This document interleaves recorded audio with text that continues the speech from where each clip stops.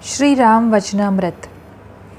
प्रियतम, पर्दा दूर करे आँखन का, निज दर्शन दिखलावे, साधो सो सतगुरु मोहि भावे। सतगुरु मिलना कठिन है, दुर्लभ है, किंतु भाग्यवश यदि कहीं मिल जाए तो बस कल्याण ही कल्याण है। उनके तो दर्शन मात्र से ही आत्मा तृप्त हो जाती है। ऐसा क्यों? बात यह है कि जो साधु पुरुष सतगुरु उनकी आत्मा जागती रहती है। तो क्या आत्मा सोती भी है? नहीं भाई, तात्पर्य यह है कि उनका मन संसार में, विषय वासनाओं में, राग द्वेषादिक षड विकारों में नहीं फंसा होता है।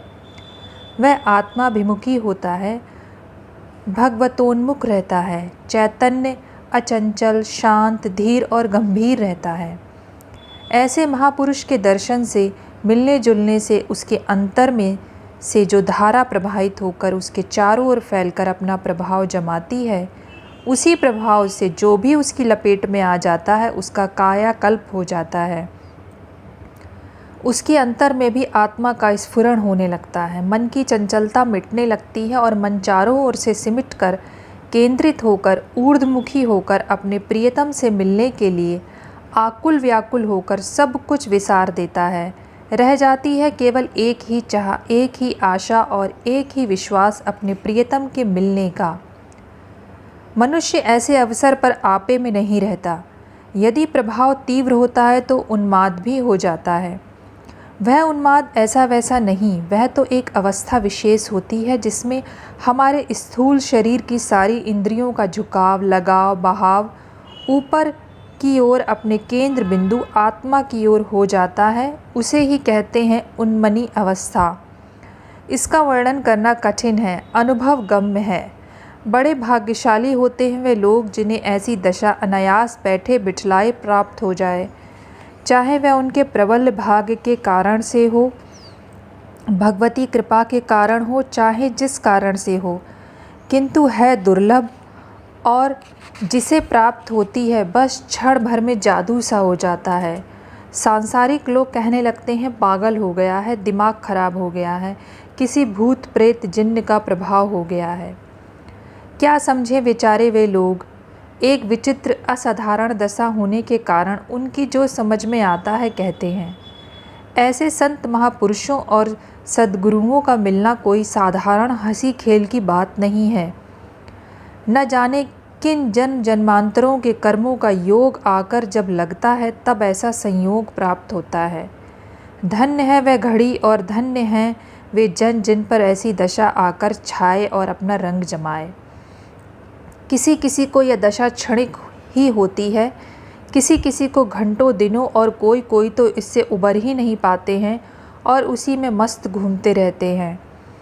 हाँ, जब फिर कभी किसी सतगुरु की कृपा होती है तो उस दशा से उबार कर आगे बढ़ा देते हैं और फिर उनका आगे का मार्ग अवरुद्ध न रहकर खुल जाता है, वरना तो उसी हालत में जीवन गुजर जाता है और वह इतना रम जाता है उस दशा में कि उससे हटना नहीं चाहता। क्यों हटना चाहे? उस दशा में रहती है एक मस्ती, एक अजीब उन्माद। प्रेम में सराबोर, प्रियतम के प्रेम की मस्ती में मस्त, सारी दुनिया और दीन को भुलाए हुए उस अवस्था से हटने पर उसको प्रियतम की याद और विरह इतना पीड़ित करता है कि वह उसको बर्दाश्त नहीं कर पाता। विरह वेदना की पीड़ा से पीड़ित वह अपने शरीर को कभी त्याग कर उड़ जाता है प्रियतम के देश को, अपनी शक्ति भर उड़ान भर कर प्रियतम के देश को पहुँचता है और फिर कभी न कभी प्रियतम के पास भी पहुंच जाएगा। उस वेदना में उसके सारे संस्कार जलकर भस्म हो जाते हैं। यदि पूरे संस्कार भस्म ना हुए तो फिर उसे प्रियतम से मिलने में विलंब लग जाता है। ऐसे अवसर पर जब किसी सतगुरु की कृपा होती है तभी वह आगे मंजिल की ओर अग्रसर हो पाता है। यह भगवत कृपा, या यूँ कहिए कि किसी संत सतगुरु की कृपा प्राप्त न हो जाए तब तक उसे उस अवस्था में, उस लोक में पड़े पड़े इंतजार करना पड़ता है। सबही घट मेरा साइयाँ, सूनी सेज न कोय, बलिहारी तिस घाट की, जाघट परगट होए। वह परमपिता परमात्मा तो सब में, सब जगह व्याप्त है। कोई वस्तु भी उससे खाली नहीं है, कहीं गुप्त है कहीं प्रकट है, किंतु जहाँ पूरी तौर से प्रकट है, ऐसा प्रकट है कि सब कोई जान लेता है, समझ लेता है और सब कोई उसके पास आ जा सकता है, अपनी बीती और अपना हाल प्रकट कर सकता है, अपना कष्ट दुख बतला सकता है और अपने उद्धार के लिए प्रार्थना कर सकता है और उसकी सुनवाई भी होती है, उसको फ़ायदा भी होता है, सांत्वना भी मिलती है और सारा बोझ हल्का हो जाता है।